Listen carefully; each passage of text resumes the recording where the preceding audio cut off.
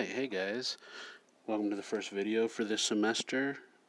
Today we're going to talk about close reading, which is something hopefully you're all familiar with. We just want to kind of do a quick review here.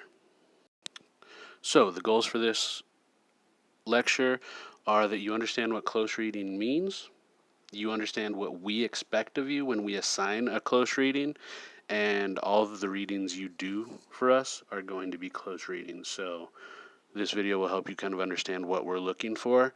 And finally, hopefully you start working towards a method of close reading that works for you. There's not one right way.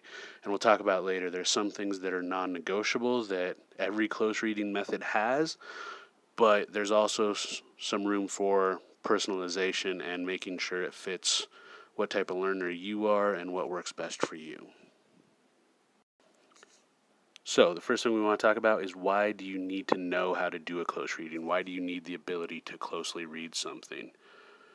Most importantly, most immediately, is the AP Lang test coming up May 13th.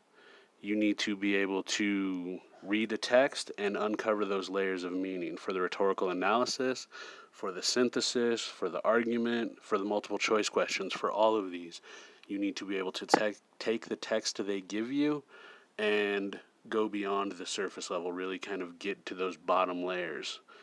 So that's the most immediate reason for close reading. But also, in general, it's just a life skill. It's going to help you in college. It's going to help you when you go on to university. And even if you're not going to college, even if you don't plan on going to the university, basic humanity requires us to be able to read something deeply.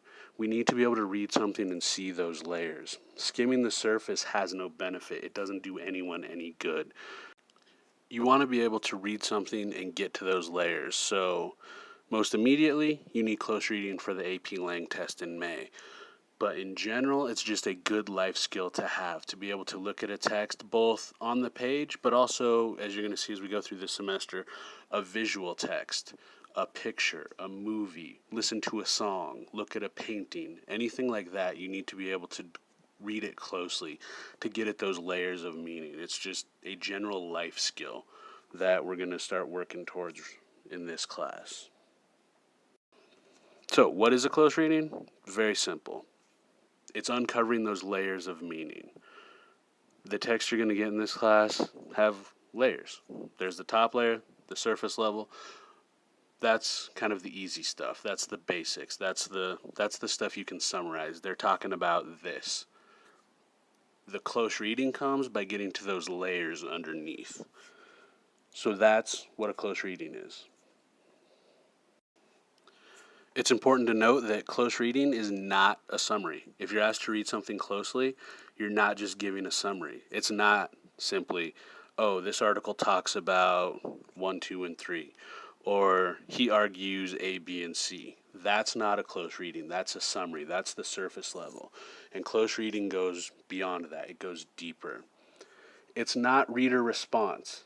You have to be careful when you're asked to do a close reading. You can't let your personal reactions or biases distort your reading of the text. It's not about whether you agree with them or disagree with them. It's about looking at the argument they're making and how they make it. You have to kind of walk the line between what do you think's important and what's really important. So it's not reader response. It's not what's your reaction to it. It's not necessarily what's your opinion of it. But you still need to be able to look at it and say, well, this seems important. Close reading is multiple readings. There's not a single text you're going to get this semester where you should just read a single time. You should be reading text multiple times, at least 2 or 3 times, if not more.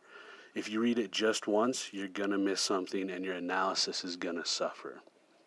You read it the first time to get that gist. That's that summary. That's not what close reading is. So if you're asked to do a close reading, you know you're reading it at least twice. You read it the first time to kind of get the idea. Then you go back and you read it again. That's where you start digging deeper. That's where you start getting into those layers of meaning.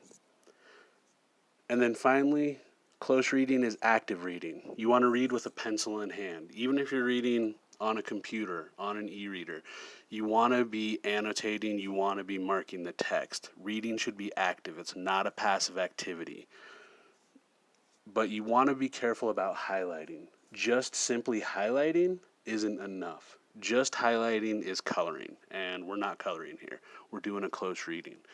So if you're going to highlight, it needs to be tied to annotations, and it needs to be very selective. And we're going to talk more about that as we go through this semester. So for this class, when you're asked to do a close reading and you're wondering, how do I do that? There's a couple non-negotiables. Anytime we assign you a text, we're expecting a couple things. First off, the paragraphs need to be numbered. If we give you a text and the paragraphs are not numbered, it's your responsibility to number them. If you don't know how to number paragraphs, that's something we can fix pretty easily. Just stay after class real quick and see one of us. But anytime you have a text, paragraphs need to be numbered. This makes it easier to say, oh, in paragraph 5, the author says this, instead of, well, on the second paragraph on page 13. So anytime you're given a text, you number the paragraphs. Step 1. The other non-negotiable is margin annotations. It's not just highlighting again. It's not just underlining. It's not just circling.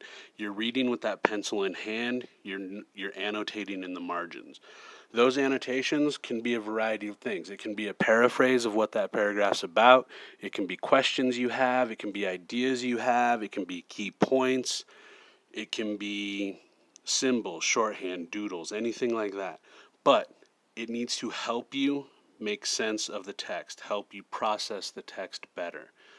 So anytime we give you a text in this class, you're numbering the paragraphs, you're annotating the margins. Those are kind of the non-negotiables. What those annotations look like, that's up to you. That's where you get to personalize it. Some people really like using symbols. They like to use a question mark, an exclamation point, a star, things like that. If that works for you, great, do it. Some people use acronyms, use abbreviations, things like that. You want to find a system that works for you that you can use consistently. But the non-negotiables again are you're numbering the paragraphs and you're annotating the margins of any text we give you. So we want to show you kind of what this looks like, what we're looking for and what a close reading should look like. Remember, the goal of a close reading is to get at those deeper layers of meaning, to start working towards an analysis of the text. The close reading itself isn't necessarily the analysis, but it starts you down the path to the analysis. So, alright, so what we've got here is the beginning of Queen Elizabeth's speech to the troops at Tilbury. And it's just kind of a model of what a close reading looks like. So first thing you'll notice, paragraphs are numbered, paragraph 1, paragraph 2. If this went down, you'd see paragraph 3 and 4. So as I was reading this, I read it once to kind of just get the gist, then I go back and I read it a second time. And on the left side, my kind of annotation system that works is on the left side here. I try and just kind of paraphrase what's going on in each paragraph, a quick little summary, so I can look back and get an idea of what each paragraph's talking about without having to read the whole paragraph. Again, you want to find a system that works for you. This works for me. Maybe you don't want to do that paraphrase. That's fine. As long as you're doing some annotations that help you dig deeper into the text, that's what we're looking for. On the right side, I kind of start working towards my analysis because, again, a close reading is a step towards doing a solid analysis. So left side, I've got a paraphrase of what's going on. Right side, I start working towards my analysis.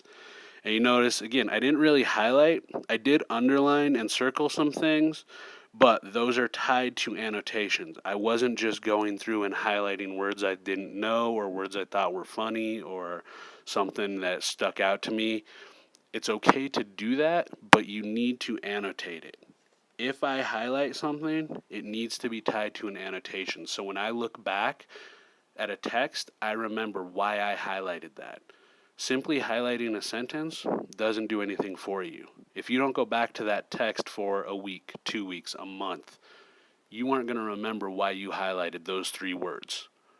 So highlighting, underlining, circling needs to be tied to annotations.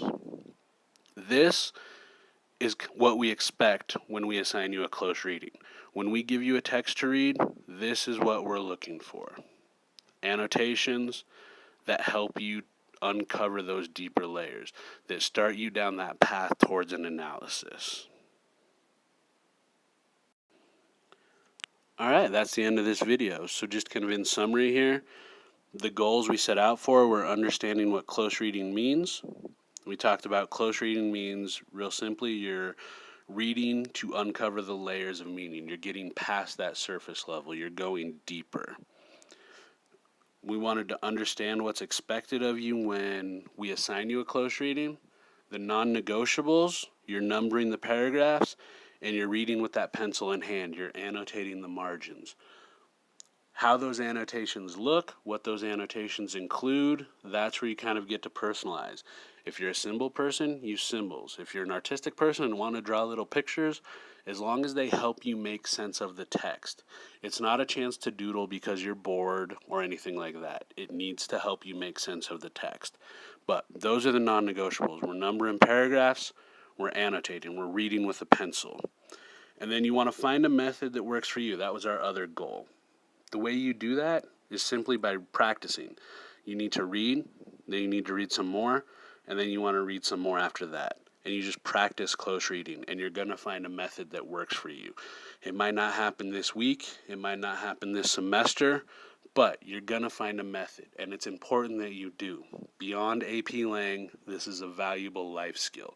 Beyond college, beyond into your career, into your life as a citizen of this world. You need to be able to closely read texts. As always, if you have any questions, feel free to contact us. Thanks.